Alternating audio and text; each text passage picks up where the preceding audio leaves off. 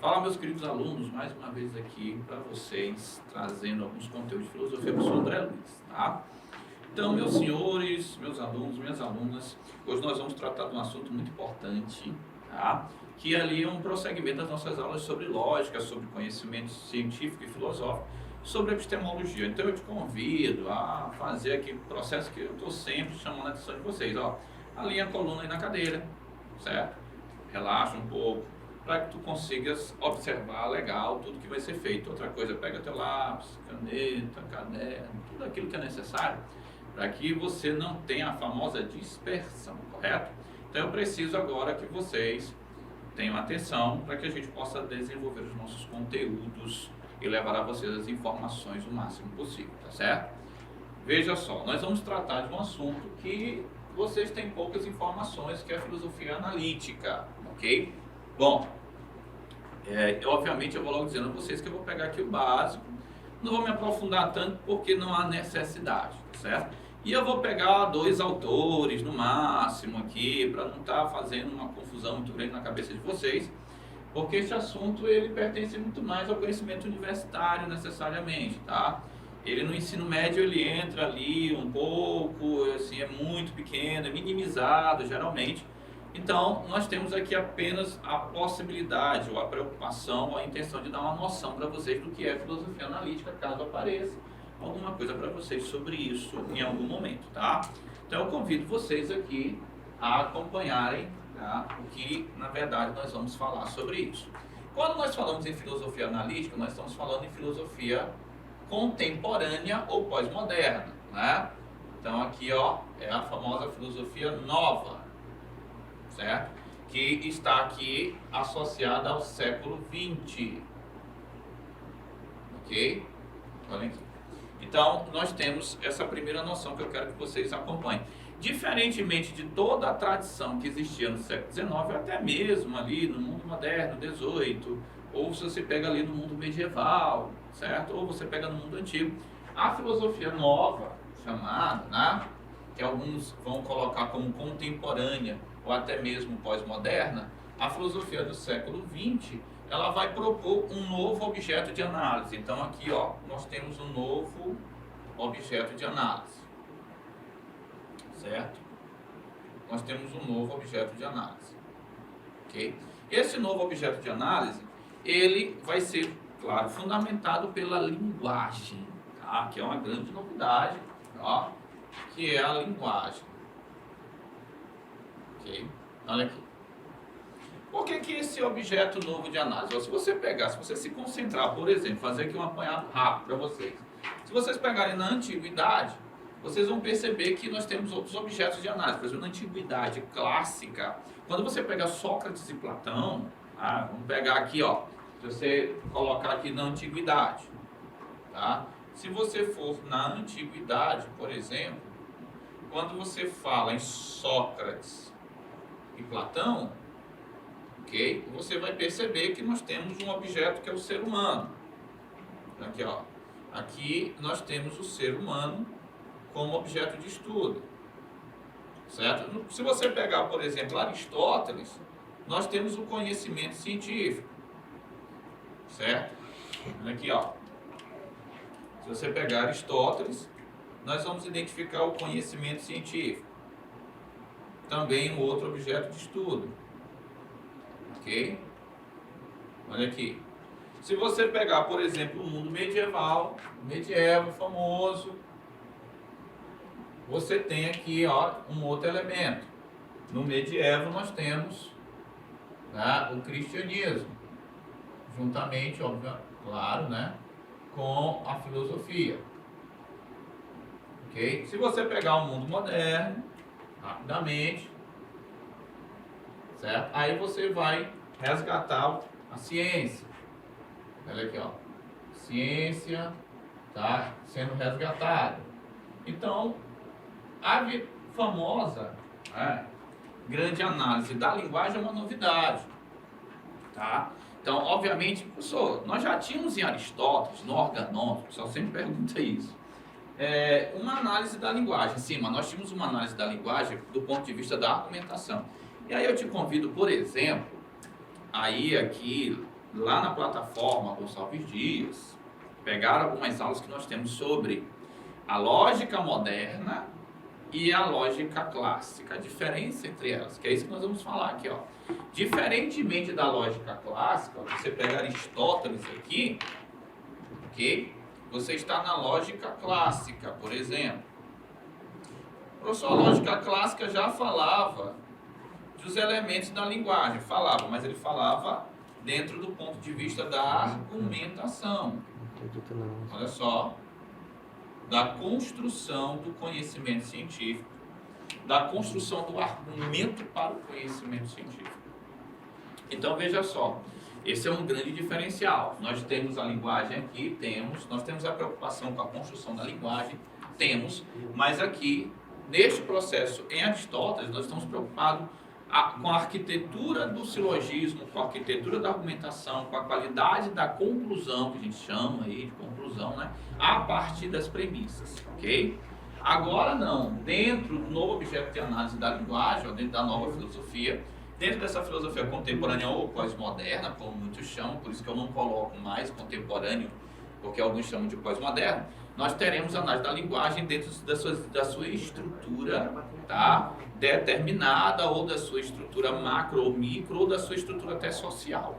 Dependendo do autor, nós vamos ali perceber que nós temos algumas análises da linguagem dentro de uma estrutura ou de outra, tá? Do funcionamento, por exemplo, dos elementos que compõem micro ou elementos que estão dentro da estrutura da própria linguagem, por assim dizer, ou gramática, ou outros elementos, mas nós temos também dentro da expressão social do processo, ok? Que é fundamental. Essa expressão social também pode ser abordada, tá? Então nós temos, na verdade, duas vertentes muito grandes, tá certo? Então veja só.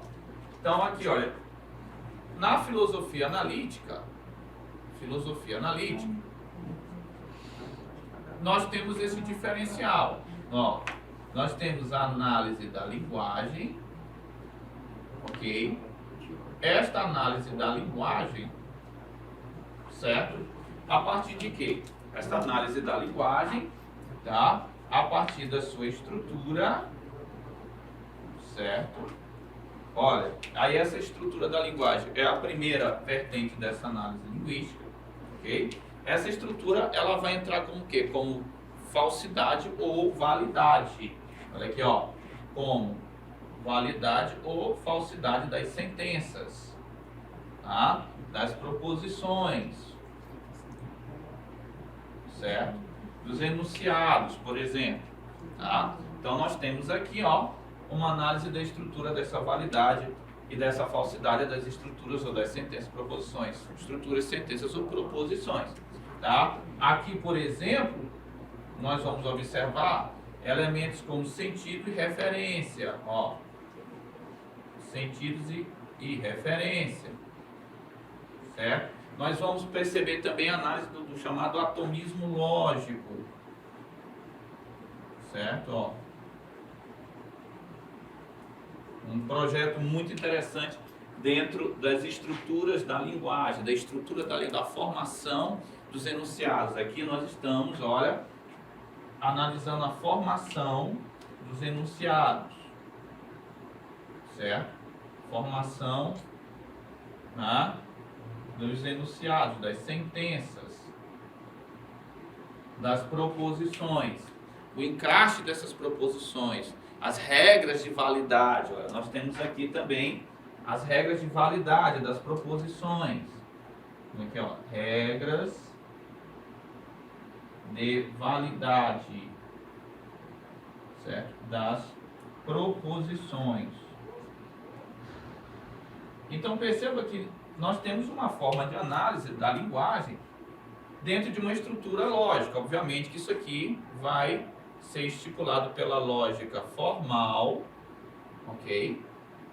Essa lógica formal, mas professor, mas lá em Aristóteles já temos a lógica formal. Sim, mas esta lógica formal aqui, ó, tá? Essa lógica formal, ela vai se ocupar diferentemente dos elementos que estruturam a argumentação e a qualidade da argumentação ou das conclusões para as estruturas de sentenças lógicas formais, tá? Dentro da conexão entre essas estruturas, dentro das regras de funcionamento dessas estruturas da linguagem. E aí, esta lógica formal, ela está dentro deste processo já. Validade ou falsidade das sentenças, dos enunciados ou das proposições, ok? Aqui é uma análise muito mais dos elementos estruturais que compõem a linguagem, tá certo? Bom, essa é uma vertente, tá? Nós temos uma outra possibilidade também de análise da linguagem dentro, tá, do que a gente considera como elemento fundamental, que é não só a estrutura, mas o uso social da linguagem. Bom, aqui eu não vou me ater somente às regras, ó. Então aqui, ó, não são somente as regras, a formação, necessariamente aquilo que a gente trata como estrutura. Aqui eu já tenho a famosa linguagem viva, tá? Aqui eu tenho, ok, os elementos que vão, tá, trazer, tá, a linguagem viva, famosa, ok? Ó, principalmente dentro do seu cotidiano, ó, tá? O que vai permitir o acordo, tá? O diálogo, ó, aqui, acordo,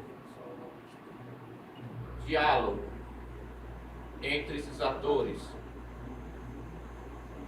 certo? Então, olha só, através dos elementos que eu possa definir, que eu possa constatar, que vão me permitir perceber como acontece este processo em que a linguagem viva dentro do meu cotidiano pode ser utilizada, pode ser exercida. Aqui, o entendimento, olha só, ok? A possibilidade das pessoas se entenderem a partir da linguagem, do uso da linguagem, é fundamental. Então, eu vou perceber, eu vou estabelecer as maneiras, as formas, os elementos que me permitem, tá, construir o entendimento a partir do uso da linguagem. Aqui eu tenho um elemento mais pragmático, certo? Ó, um pragmatismo maior dentro, tá, do estudo da linguagem. Eu tenho, por exemplo, elementos muito mais associados à simbologia da linguagem. Olha aqui. Eu posso muito bem pegar este elemento como a simbologia da linguagem, tá? E eu posso também atribuir a este estudo da linguagem, tá, um elemento muito mais cotidiano, muito mais vivo, muito mais próximo daquilo que nós usamos no dia a dia, tá? E daí que a gente entende como elemento fundamental, tá, do uso social da linguagem, a construção de elementos, de conceitos, de estruturas dentro da própria sociedade que na verdade se expressa através da linguagem, tá? Então aqui eu também tenho os elementos de sentido, certo? E significado muito forte, tá? Ok? Aqui eu tenho uma construção extremamente levada à intersubjetividade, tá? Fique bem colocado para você. Intersubjetividade, certo? Que é esta capacidade que nós temos de interferir, certo? De trazer, na troca, do diálogo ou na conversa, na construção desse saber, trazer para a gente novos elementos dentro daquilo que nós já conhecemos, tá? É neste processo de criação, é neste processo de elaboração, é neste processo de troca, né, mútuo, né, alelo, falando na biologia, que a gente pode, na verdade, perceber que a linguagem ela vai se criando, ela vai, na verdade, avançando e ela vai mudando até o próprio conhecimento científico. Não depende apenas de uma estrutura lógica formal, não depende apenas de uma estrutura fria, de uma estrutura simbólica, mas apenas como elementos, tá, que são micro ou que estão ali trazendo para a gente coisas dentro de uma estrutura muito mais formal, mas no uso, tá?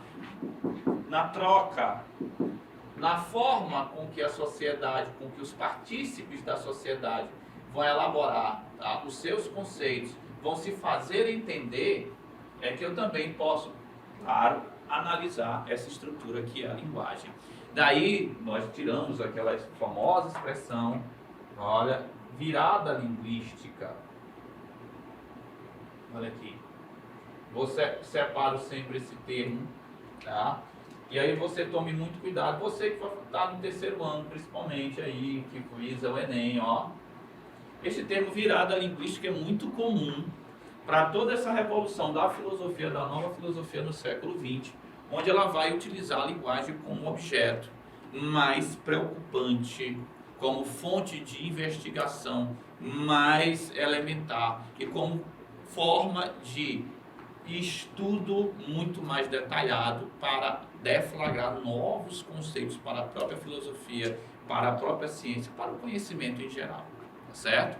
Então veja só, dentre os autores, vamos lá, só me cite um autor aqui dessa parte mais estrutural. Nós temos Frege, por exemplo. Olha só, nós temos um autor muito importante, tá? Nós temos outros também, nós temos Russell, Wittgenstein, mas o Wittgenstein também já vai entrar um pouco para cá depois, com jogos de linguagem, tá? Mas nós temos vários autores. O Frege, por exemplo, se propôs muito essa análise dessa estrutura lógica. O Russell, em inglês também, se propôs muito a análise dessa estrutura lógica, dessa estrutura atômica, dessas estruturas que vão formando, na verdade, essa parte mais gramatical, essa parte mais física, escrita, descrita da linguagem, tá? Esses elementos muito mais que nós consideramos objetificados da linguagem, tá? Delineados aí descritivamente, tá? O Frege é um dos grandes autores que podem dar uma mão a vocês podem pesquisar, vão encontrar muito dentro da análise de sentido e referência e dentro das estruturas de validade e falsidade das sentenças, dos enunciados, das proposições, tá? Sentenças, enunciados e proposições são sempre muito comuns neste processo, tá? É interessante o estudo das sentenças, dos enunciados, das proposições, porque eles vão estabelecendo as condições para que elas sejam válidas ou não. E aí todas as sentenças, os enunciados, as proposições têm, na verdade, conectivos associados a eles. E cada conectivo tem as suas regras. Nós já temos exercícios e aulas sobre esses conectivos aqui, dentro da nossa aula da lógica moderna. Porque isso aqui é a famosa lógica moderna, tá? Aqui é a lógica clássica, tá? Aqui não. Aqui já é a lógica moderna, tá? E dentro do uso social da linguagem, eu poderia citar para vocês o Wittgenstein, mas tem um que eu gosto mais, tá? E vocês podem aí pesquisar muito também na área do Habermas, tá? O Habermas, ele vai tratar muito desse elemento, mas, claro, já não muito na filosofia analítica. O Wittgenstein é um dos autores que está aqui dentro do uso social da linguagem, como jogos de linguagem, por exemplo, tá? Ele vai estudar muito a forma como os atores que utilizam a linguagem vão criando símbolos e significados, conteúdos, né? A partir destes elementos, mas não é nosso interesse aqui aprofundar tanto isso.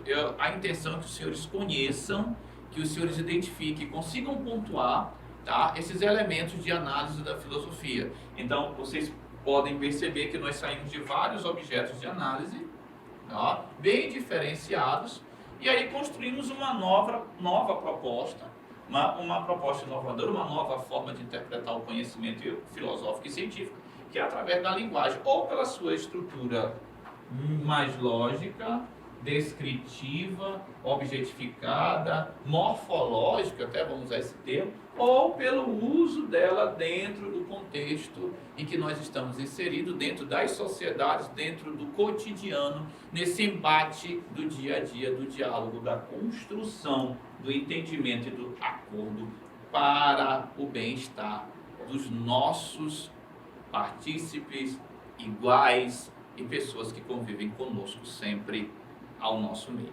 tá? Então, fica aqui para vocês um forte abraço. O pedido é que os senhores acompanhem os nossos conteúdos, tá?